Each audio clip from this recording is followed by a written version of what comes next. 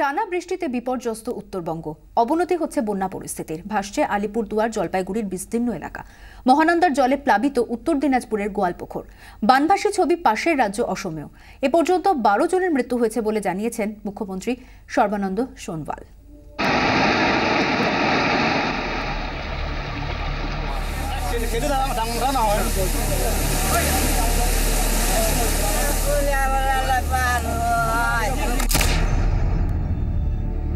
যেদিকে দুচোখ যায় শুধুই জল। জলে ভেসে গিয়েছে পথঘাট, এমনকি বসত বাটিটুকু। এই ছবি এখন আলিপুরদুয়ার আর জলপাইগুড়ি জেলার বিভিন্ন এলাকার। বন্যায় ক্ষতির মুখে পড়েছেন প্রায় 50,000 মানুষ। বন্যা পরিস্থিতির কিন্তু এখনো সার্বিকভাবে উন্নতি হয়নি। তাই আমি মাননীয় মুখ্যমন্ত্রীকে অনুরোধ করেছিলাম, মুখ্যমন্ত্রীর নির্দেশ সেচমন্ত্রী আলিপুরদুয়ারে আসছে। প্লাবন থেকে রেহাই পায়নি ডুয়ার্সের চা বাগানগুলো। সব থেকে বেশি ক্ষতি হয়েছে নেপুচাপুর চা বাগানের। এখনো বন্যার জলে ডুবে রয়েছে বাগানের বড় অংশ। তিস্তার জল ক্রমশ বাড়তে থাকায় ভয়াবহ অবস্থা হয়েছে মংপংয়ের কাছে 31 নম্বর জাতীয় সড়কের।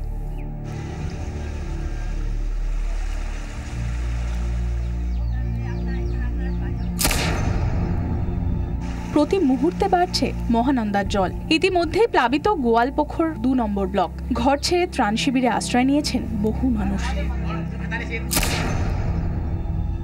বন্যা পরিস্থিতি ভয়াবহ হয়ে উঠেছে অসমে। পরিজনদের চোখের সামনেই মাজুলিতে ব্রহ্মপুত্রের জলের তোড়ে ভেসে গিয়েছেন বেশ কয়েকজন।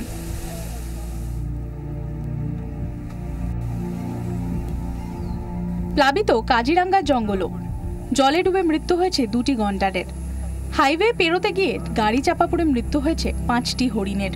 বুধবার বিধানসভায় মুখ্যমন্ত্রী সর্বানন্দ সোনোয়াল জানান, বন্যায় মোট 12 জনের মৃত্যু হয়েছে। ক্ষতিগ্রস্ত প্রায় 16 লাখ মানুষ।